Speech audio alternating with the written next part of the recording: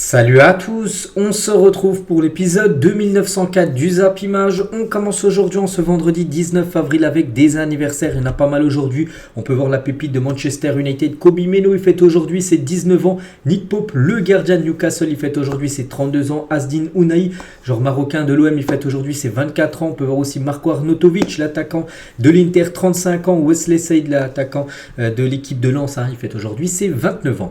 On continue, on va parler maintenant de tout ce qui s'est passé lors de la soirée hier soir. Donc il y avait de l'Europa League et de l'Europa Conference League. On commence tout d'abord avec l'Europa League et l'Olympique de Marseille qui recevait l'équipe du Benfica. Un petit rappel au match aller, le Benfica s'est imposé 2-1. L'OM s'est imposé 1-0 au match retour. Donc du coup score de 2-2, un score cumulé. Il n'y a pas eu d'autres buts en prolongation. Donc du coup ça s'est joué au tir au but et l'OM a été meilleur que l'équipe portugaise au tir au but, donc que des buteurs, voilà. Correa il a marqué, Kondogbia, Balerdi et Luis Enrique, alors qu'il y a eu deux échecs côté Benfica. Di Maria, premier penalty, tir sur le poteau, c'était plutôt bien parti pour l'OM, et Antonio Silva, jeune défenseur qui a seulement je crois 20 ans, pisté par des grands clubs européens, donc lui aussi n'a pas marqué, donc là arrête Paul Lopez, et du coup deux échecs côté Benfica, que des penalty marqués côté Marseille, et du coup l'OM s'impose après cette séance et du coup surtout se qualifie. Donc les statistiques de la partie, j'ai regardé le match, ça a duré long, ça a été long parce que ça allait jusqu'au tir au but, mais Marseille je trouve mérite sa qualification, ils en voulaient beaucoup plus.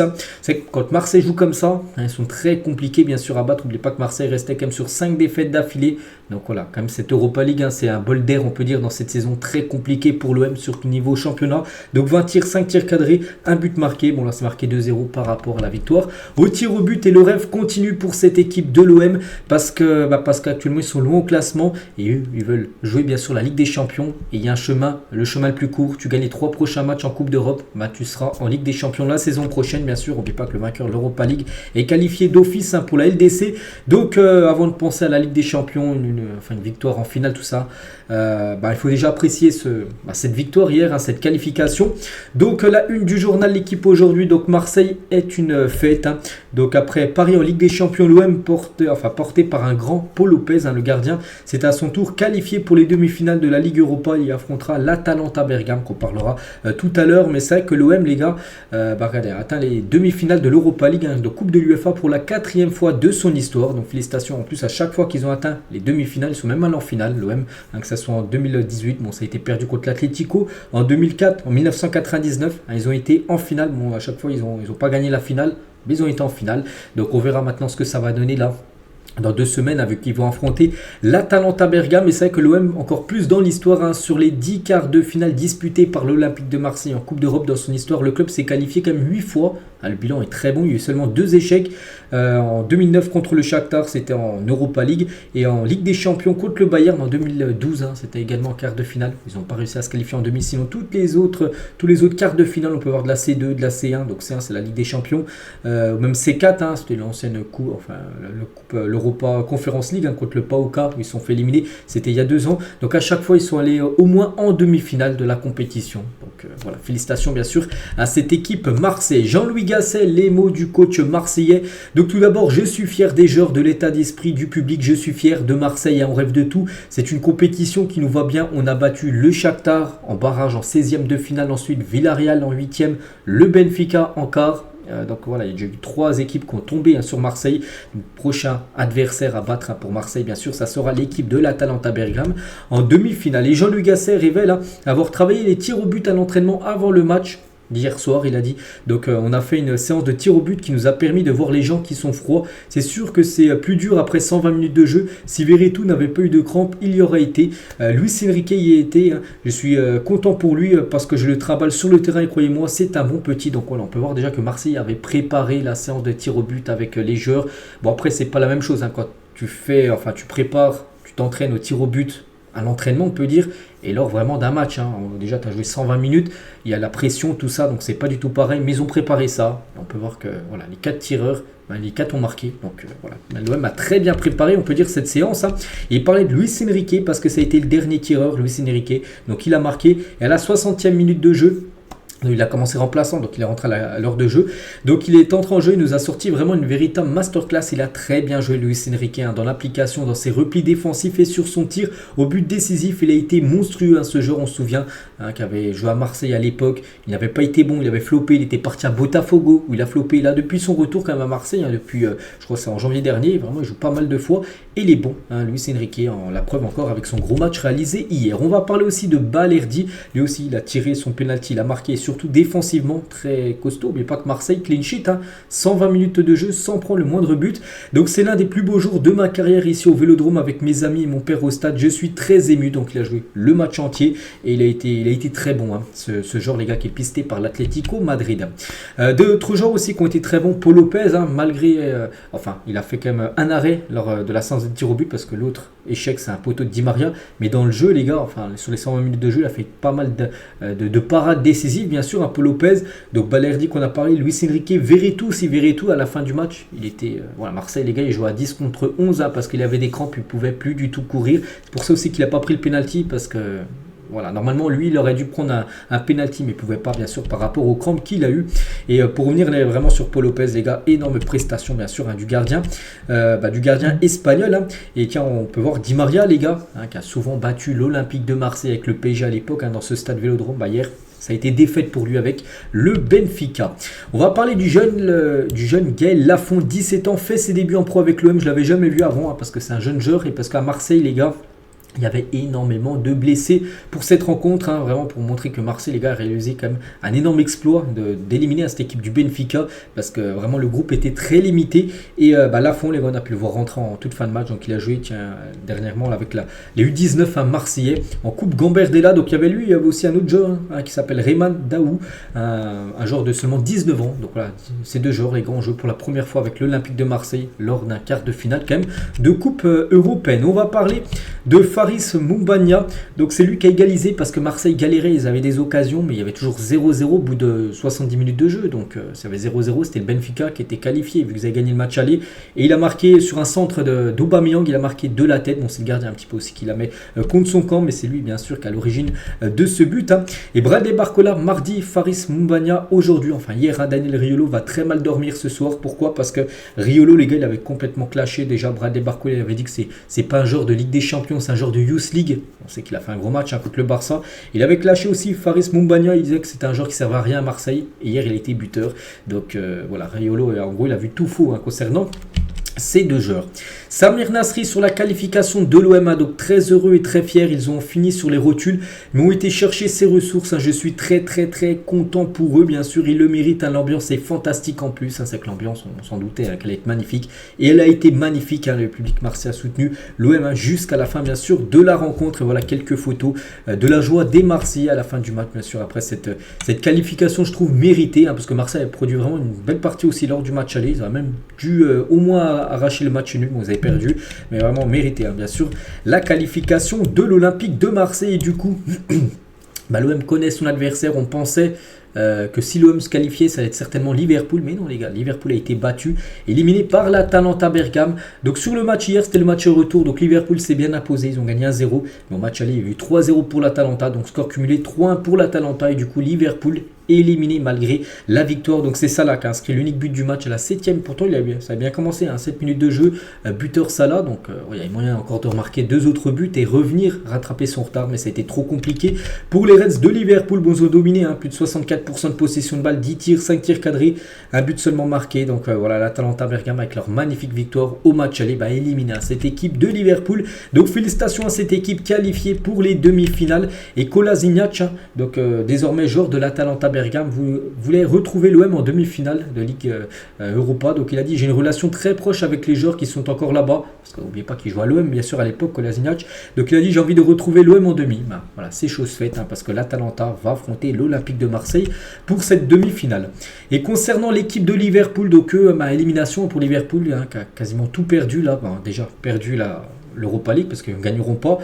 la première ligue, hein, ils ont perdu lors du dernier match à domicile contre Crystal Palace. On a l'impression qu'ils sont en train de tout perdre, hein, cette équipe des Reds. Hein, mais comme j'ai dit, ça avait bien démarré avec le but de Salah, mais ça n'a pas suffi. Donc voilà, Klopp, n'oubliez pas que dans 2 mois et 11 jours exactement, le 30 juin prochain, hein, il quittera l'équipe de Liverpool. Et c'est vrai que peut-être son départ, les gars, va être terni parce qu'on aurait pu penser qu'il aurait pu finir avec un quadruplé. Donc la première ligue, la FA Cup,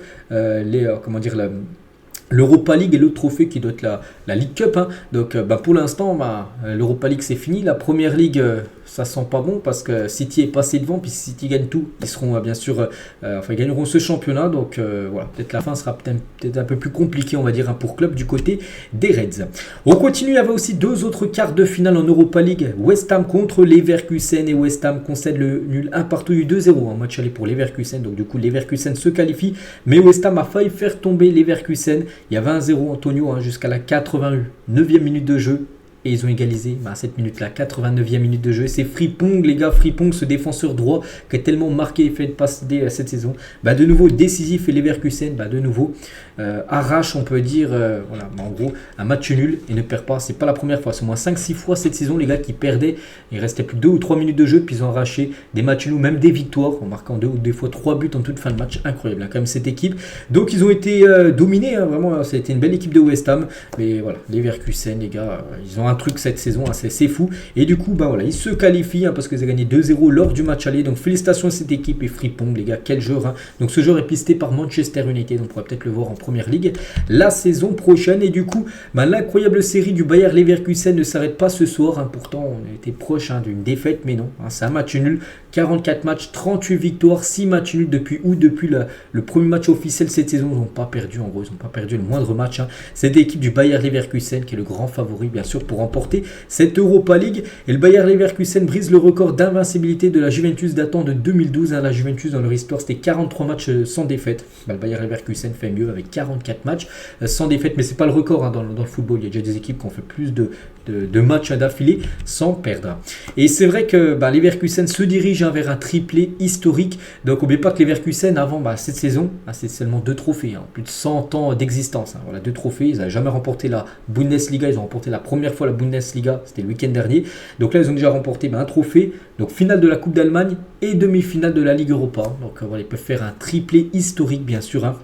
Et gagner 3 trophées une saison alors qu'ils en ont gagné seulement 2 dans toute leur histoire. C'est complètement fou. Et du coup, Leverkusen affrontera l'équipe de l'AS Roma en demi-finale de cette Europa League parce que l'AS Roma qui jouait contre l'AC Milan, l'AS Roma s'est imposé 2-1. Mancini, Dybala, les 2 buteurs, 12e et 22e minute de jeu. A noter que Silic a pris un carton rouge, les gars, côté AS Roma. Donc à la 31e minute de jeu, regardez sur le média parisien, les gars. Donc il a dit visiblement c'est possible de gagner un match à 10 contre 11 en Coupe d'Europe. Donc là, il fait un petit pic peut-être par rapport au Barça. Parce qu'on sait que le Barça, avec un joueur en moins, on sait ce qui s'est passé après que le PSG, ils ont pris 4 buts. Mais regardez, l'AS Roma, les gars, ils ont pris un rouge à la 31e minute de jeu. Araujo avec le Barça, il a pris la 32e minute de jeu. Donc 1 minute après, on peut voir que l'AS Roma, les gars, ils ont pris un but. Le deuxième, un but, l'AS Milan à la 86e, mais ils ne sont pas effondrés. Ils ont quand même réussi à garder et même s'imposer tout simplement avec un joueur en moins, en jouant plus d'1 heure de jeu. Avec un joueur en moins, bref, nous on revient sur cette rencontre. Bon, l'AS Roma s'est fait dominer, mais ils ont réussi bien sûr à gagner le match. Donc là, c'est Milan, des regrets, hein, plus de 21 tirs, 4 tirs cadrés, il y avait moyen, en plus, comme j'ai dit, ils jouent avec un joueur en plus, donc il y a moyen de renverser le match, hein, et non, ils ont perdu les 2 matchs comme là, c'est Milan, hein, contre l'AS Roma, parce qu'il y a eu 1-0 lors du match aller, donc du coup, score cumulé 3-1 pour l'AS Roma, qui se qualifie pour les demi-finales de cette compétition. Félicitations à eux, c'est pas la première fois ça qu'ils enchaînent, hein, comme les demi-finales ces dernières années. L'AS Roma va connaître les demi-finales d'une compétition européenne pour la 3e saison consécutive en 2022, donc vainqueur de la Conference League.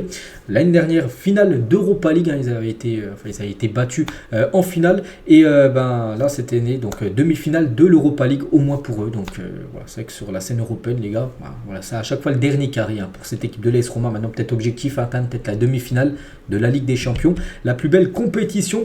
Et c'est vrai que l'AS Roma n'avait gagné aucun de ses 9 derniers matchs face à l'AC Milan, c'est fou. Hein. Puis cet homme est arrivé à remporter 2 matchs face au Rossoneri en une semaine, le 2-1 hier et le 1-0 lors du match aller. Daniel De Rossi est vraiment un coach à part. Hein. C'est vrai que regardez, en Serie A, donc 8 victoires, 2 nuls, 1 défaite seulement. Et en Europa League, hein, depuis qu'il est arrivé, il a éliminé le Feyenoord, Brighton et maintenant l'AC Milan. Et ils sont en demi-finale, hein, contre le Bayer Leverkusen, le grand favori de la compétition. On va voir, hein, si ça va passer ou non pour cette équipe de l'AS Roma. Et toujours avec cette équipe, on va parler d'Dybala parce qu'il a été buteur. Donc cette saison en statistique, c'est une très belle saison pour lui. 32 matchs, 15 buts et 9 passes décisives pour le champion du monde argentin. Et côté milanais, donc pas bon parce qu'en gros ils n'arrivent pas contre les clubs italiens. Donc la saison dernière, éliminé en demi-finale de la Ligue des Champions face à l'Inter, 3-0 cumulé. Voilà. Et là, éliminé en quart de finale face à l'AS Roma, 3 au cumulé. Les rossoneri bloquent face aux Italiens parce qu'ils ont été éliminés là. Face à l'AS Roma la saison dernière, c'était l'Inter qui les avait éliminés, 2 équipes italiennes. Du coup, pour faire le bilan de cette Europa League niveau hier, donc voilà, on peut voir tous les résultats. Donc les qualifications, comme j'ai dit, de l'Atalanta, malgré la défaite, sont qualifiés. Marseille se qualifie, Leverkusen et l'équipe de l'AS Roma. On peut voir les 4 joueurs nommés pour être élus meilleurs joueurs de cette semaine de l'Europa League. On a entre Veretout, Mancini, Kovar et Gimchiti. Voilà, donc un joueur de l'Atalanta Bergame. Je ne sais pas qui remportera ce prix. On verra ça certainement, sera désigné là aujourd'hui ou demain. Et du coup, le tableau final commence à...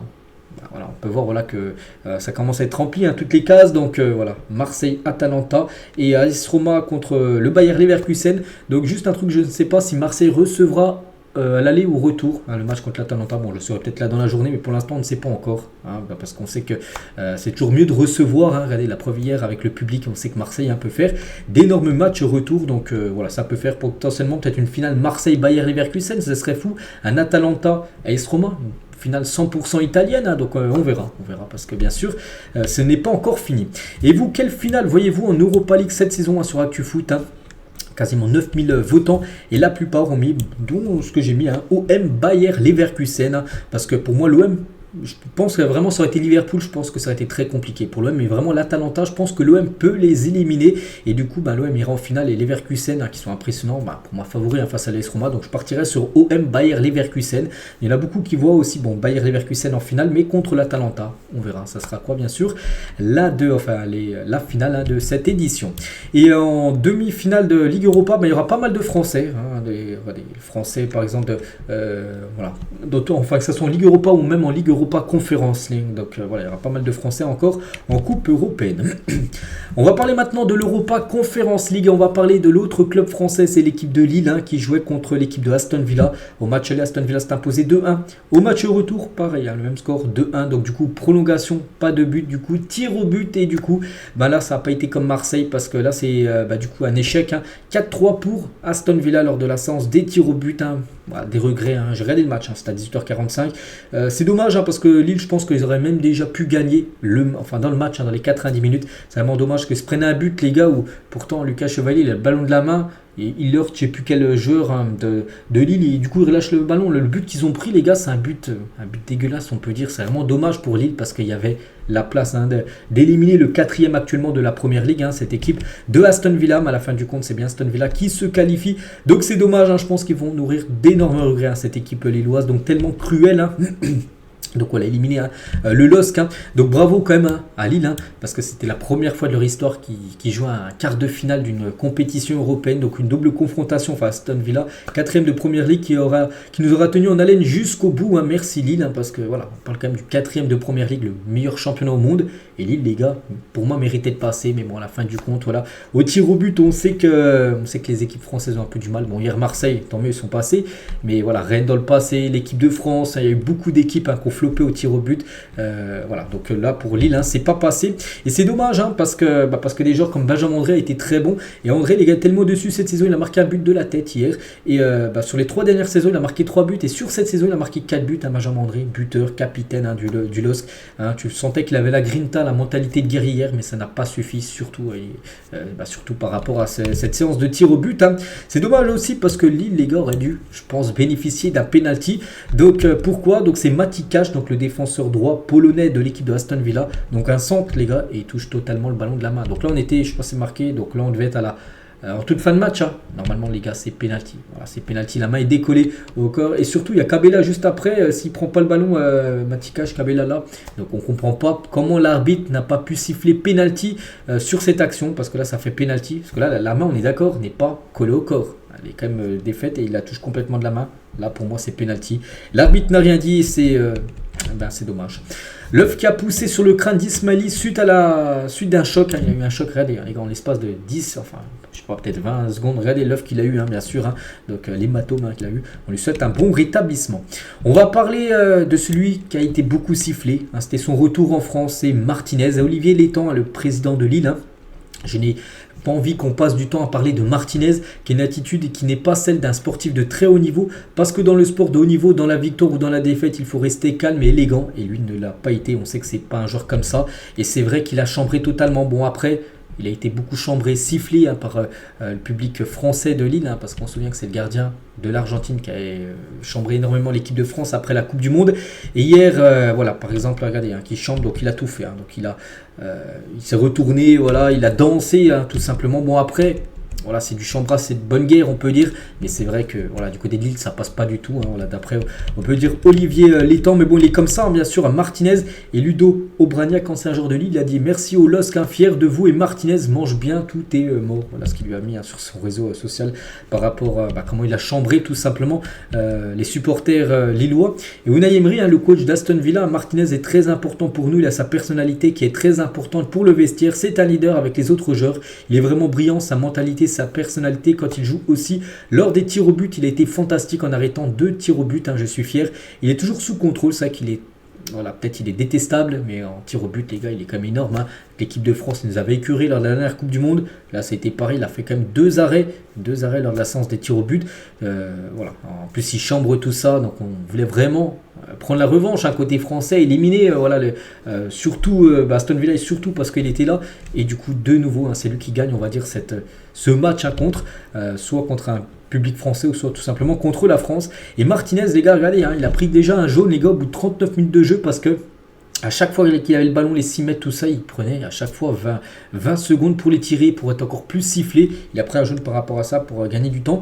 Et il a pris un autre jaune, les gars, parce qu'il chambrait, comme j'ai dit, pendant la séance de tir au but, le public lillois. Donc vous me dites, mais il a pris 2 jaunes, c'est-à-dire il en a pris un à la 39e et un autre, tout simplement, lors de la séance des tirs au but. Donc pourquoi il n'a pas été expulsé ?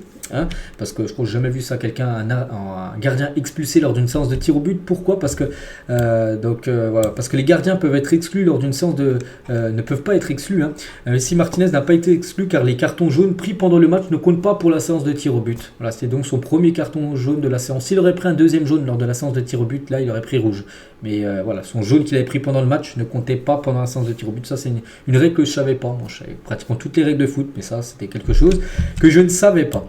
La story Instagram de Facundo Medina qui félicite Emiliano Martinez d'avoir éliminé Lille. N'oubliez pas que Medina, c'est un défenseur argentin et de Lens. On sait que Lens et Lille, les gars, c'est la rivalité. Donc lui, il était très content que son compatriote argentin élimine le LOSC hier.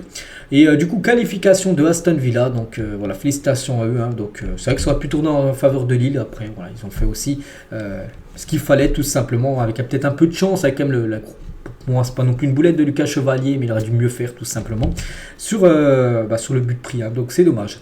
Donc du coup, Aston Villa affrontera, donc c'était entre un de ces deux-là, donc Fenerbahçe et Olympiakos. Donc il y a eu 1-0, donc du coup ça s'est joué après prolongation, donc du coup parce qu'il y a eu, je ne sais plus ce qui s'était imposé, je crois que c'était l'Olympiakos, s'était imposé de +1 au match aller. Donc du coup l'Olympiakos, les gars, s'est imposé après la séance des tirs au but. Donc voilà, concernant cette rencontre au cumulé, 4-3 pour l'Olympiakos qui se qualifie pour les demi-finales.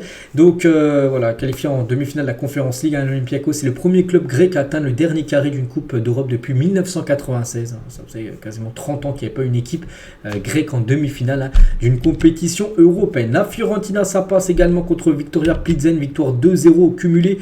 Ça fait 2-0, il y a eu match aller 0-0 à Plzen, donc là 2-0 pour eux. Bon, 40 tirs. 40 tirs pour la Fiorentina, 9 tirs cadrés.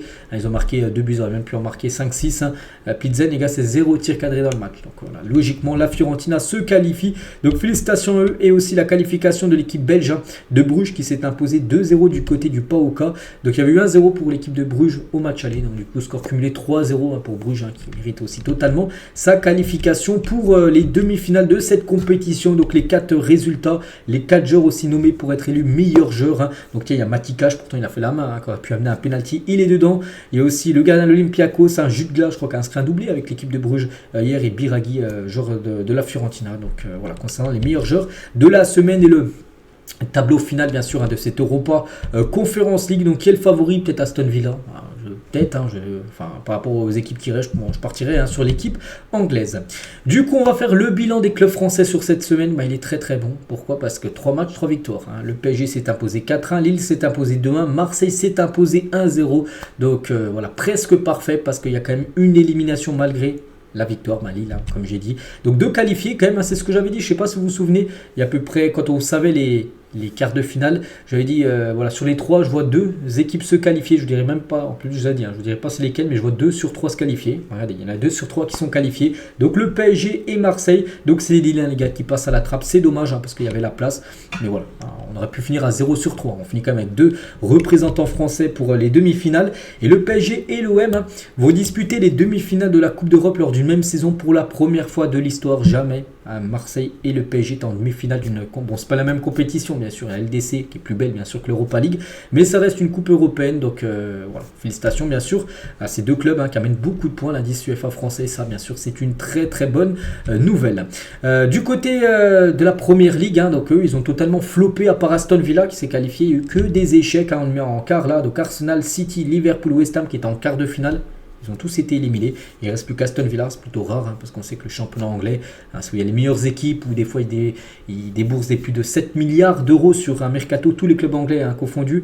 Et là, donc Aston Villa, peut-être pas 7 milliards, peut-être c'est toutes les équipes dans le monde, mais voilà, en première ligue, des fois ça dépasse facilement les 2 milliards. Rien que Chelsea, des fois il dépasse au moins les 800, 900 millions sur un mercato. Donc oui, la première ligue dépose beaucoup d'argent. Et là, ils ont floppé. Et c'est vrai que c'est pas la première fois. Là, on prend en compte seulement la Ligue des Champions, par exemple, à droite, les années où il n'y avait pas d'équipe anglaise en demi-finale, donc là en 2024, en Ligue des Champions, je vous parle, en 2020, 2017, 2015, 13, 10, et en Liga, les gars, c'est très très rare, à part en 2020, où il y avait eu... où il n'y avait pas de club, c'était, souvenez-vous, le Final Four où le PSG avait été à la finale de la Ligue des Champions. Il y avait eu Lyon aussi, Bayern, et le PSG contre, c'était l'Atalanta ou Leipzig, je ne sais plus, en demi-finale. Donc voilà, sinon à chaque fois, il y a au moins un club espagnol qui se hisse en demi-finale, souvent le Real Madrid. On va parler des clubs italiens parce qu'ils font fort. Et suite aux qualifications de demi-finale de la Fiorentina, de l'AS Roma et de l'Atalanta en Europa League, la Serie A, on verra 5 équipes en Ligue des Champions la saison prochaine. Normalement, c'est les 4 premiers qui se qualifient, donc là, il y en aura 5 qualifiés. Donc il pourrait même y avoir une 6e équipe qualifiée en Ligue des Champions si l'Atalanta ou l'AS Roma remportent l'Europa League tout en finissant en dehors du top 5 de la Série A en fin de saison. Donc, voilà, parce que vous savez que la LDC, il y aura plus d'équipes l'année prochaine, c'est un nouveau format, et du coup, voilà, en Serie A, il peut y avoir même 6 équipes en Ligue des Champions saison prochaine, ce serait bien sûr historique.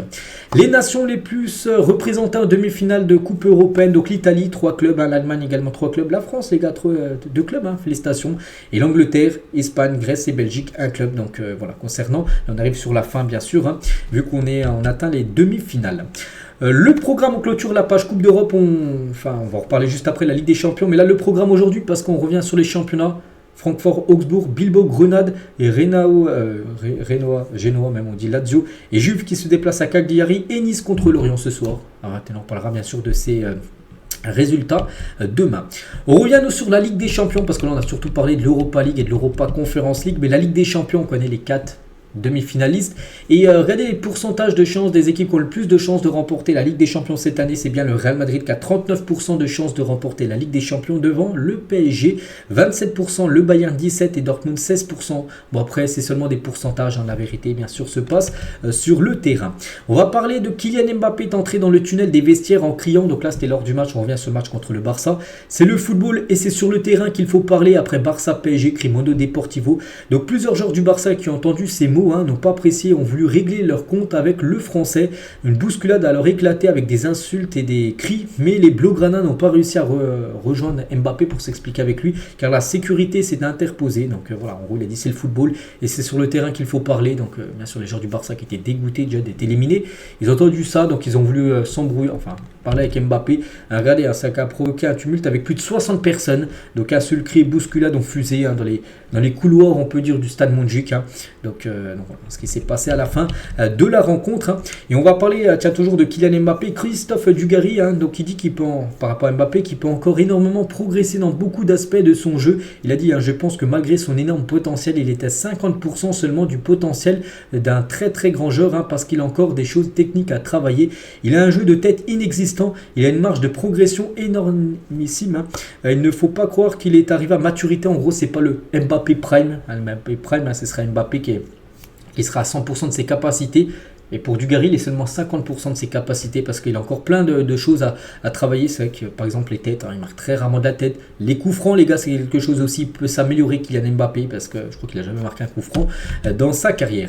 Mikel Blázquez, journaliste catalan, détruit Ousmane Dembélé. Donc il a dit il faut être malheureux pour passer tout le match à rire du Barça et des sociaux qui t'ont nourri pendant 5 saisons ignobles. Ne t'inquiète pas, Ousmane Dembélé, quand l'ingrat oublie qu'il a aidé, la misère lui rafraîchit la mémoire. Donc ce journaliste catalan par rapport à Dembélé déjà qui a fait un gros match et le sourire qu'il a montré tout au long du match contre le FC Barcelone.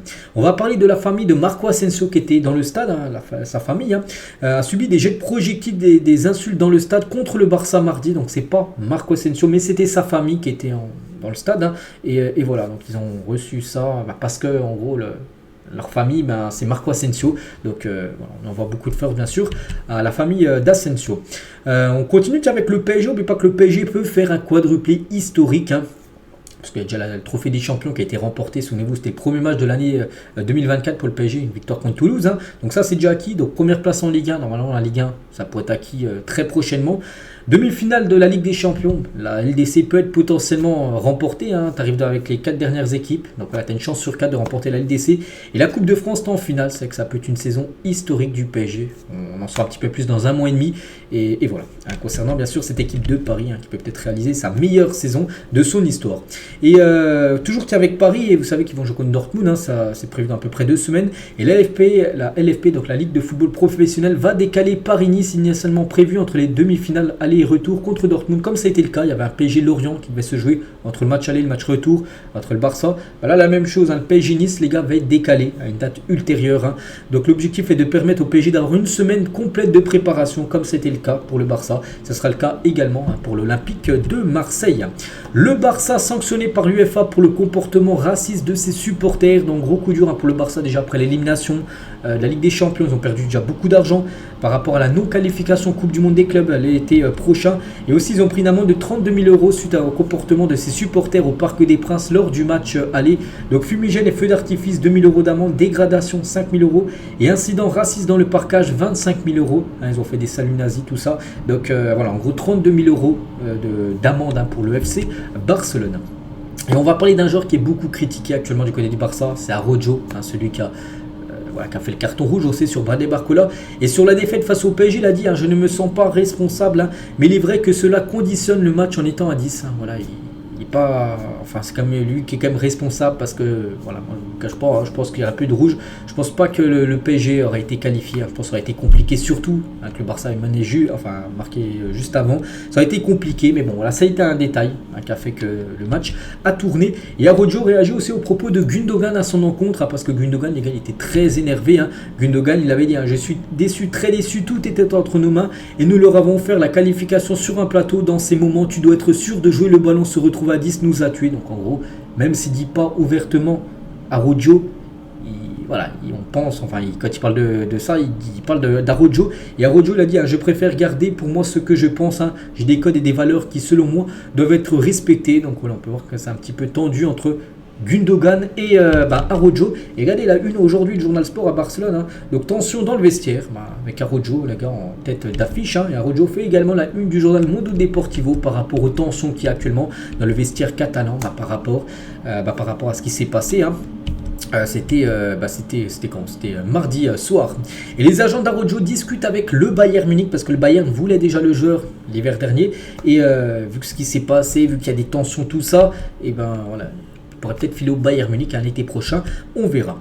On va parler de Félix, les gars, il avait donné son pronostic sur les 4 demi-finalistes, il a eu 0 sur 20, donc les pronostics de Félix pour les demi-finales, je pense que City, Arsenal, l'Atlético et nous allons passer, donc le Barça, donc du coup il n'y a aucune de ces équipes-là qui sont passées, c'est les autres équipes qui sont qualifiées pour les demi-finales.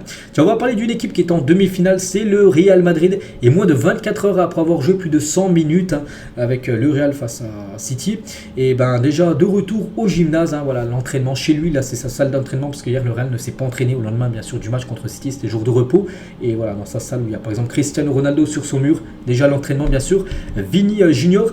Et pour revenir sur le match du Real, les gars, donc Rudiger qui indique à Lunin où Matteo Kovacic va tirer son penalty. Donc l'Allemand et le Croate se sont notamment côtoyés à Chelsea, il savait, enfin il se doutait où il allait tirer Kovacic, il l'a dit à Lunin, il va tirer là. Et Lunin a plongé ou a tiré Kovacic, et du coup il y a eu arrêt. Et à noter aussi que Lucas Vazquez, les gars, je ne sais pas si vous avez regardé la séance de tir au but, mais quand il arrivait en jonglant. N'oubliez pas que lors de la finale de la Ligue des Champions, c'était 2015-2016, où ils avaient éliminé l'Atlético, enfin battu l'Atlético en finale. Il avait arrivé avec le ballon qui tournait sur la main, donc là il arrivait en jonglant, hein, donc incroyable, hein. Normalement tu viens avec le ballon normal, hein, pour tirer, donc lui il jongle, ou il fait tourner le ballon sur son doigt, hein, quand il va tirer les pénaltys. À chaque fois il a marqué les 2 pénaltys, hein, avant-hier et lors de la finale de la Ligue des Champions 2015. Federico Valverde et Militao ont choisi de ne pas tirer, pourtant Valverde est souvent un gars qui tire les pénaltys des séances, hein, quand le Real en a une. Donc Valverde épuisé a laissé sa place à Rudiger qui a inscrit en plus le 5e et dernier penalty, tandis que Militao, proche d'Ederson en sélection, s'est abstenu, il n'a pas voulu tirer, hein, Eder Militao. Pep Guardiola lui n'en veut pas Bernardo Silva qui a tiré mais qui n'a pas marqué. Lors de la séance des tirs au but, Bernardo a demandé à tirer, c'est un joueur fiable, hein, il a décidé de tirer de cette manière, il a réalisé un match incroyable dans son ensemble, cela peut arriver. Donc voilà, Guardiola n'en veut pas Bernardo, il n'a pas marqué son tir au but contre le Real Madrid. On va parler aussi de Ferland Mendy. Pourquoi? Parce que Mendy a éliminé le Manchester City, mais Mendy avait également éliminé Manchester City avec l'équipe de Lyon la dernière fois que City tout simplement avait été battu, on peut dire, à domicile. C'était contre l'équipe de Lyon, je vous parle en Ligue des Champions à domicile, hein, c'était en 2018, et il était là également, Ferland Mendy, avec l'équipe de l'OL. Regardez le système de pelouse au Bernabéu, juste incroyable, hein. Donc c'est la pelouse rétractable, n'oubliez pas que le stade est magnifique, hein. Puis c'est vrai qu'il y a... Ne croyez pas qu'il y a juste la pelouse, puis en dessous il n'y a que de la terre. Non, non, regardez, il y a au moins 5 étages. Je crois qu'il y a même un parking, des gars, qui est en dessous, hein, en dessous du Bernabéu. Donc voilà, c'est très profond, hein, je ne sais pas combien de mètres, hein, peut-être 50 mètres. Mais regardez, hein, il y a plusieurs niveaux tout simplement, voilà, pour mettre de la pelouse. Puis par exemple, s'il y a un concert, parce qu'il y aura des concerts là pendant l'été, voilà, tu peux mettre par exemple une surface de parquet, tu peux mettre ce que tu veux. Ah, voilà, il est vraiment dernière génération bien sûr, hein, le stade du Real Madrid qui est tout simplement sublime. Toujours du côté du Real, regardez Aurélien Tchouaméni, donc lui sur Instagram, donc pour la 15, donc en gros en route pour la 15e Ligue des Champions. Voilà ce qu'il a mis, hein, Aurélien Tchouaméni bien sûr, hein. L'objectif est fixé bien sûr du côté du Real Madrid. Et on finit aujourd'hui les gars, et c'est officiel avec Guirassy, ça fait plaisir pour lui parce qu'il le mérite totalement. Il est élu joueur du mois de mars en Bundesliga, il a reçu son prix, sa carte a débloqué, hein, sur FIFA Ultimate Team. Donc sur le mois il a joué 4 matchs, il a marqué donc 1, 2, 3, 4, 5, parce qu'il a marqué un doublé là contre ce Volvo.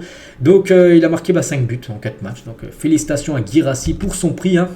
Et sa saison les gars est exceptionnelle. En Bundesliga, 23 matchs, 25 buts, hein, pour Guirassy. Donc voilà, félicitations au meilleur joueur du dernier mois mois de mars, hein.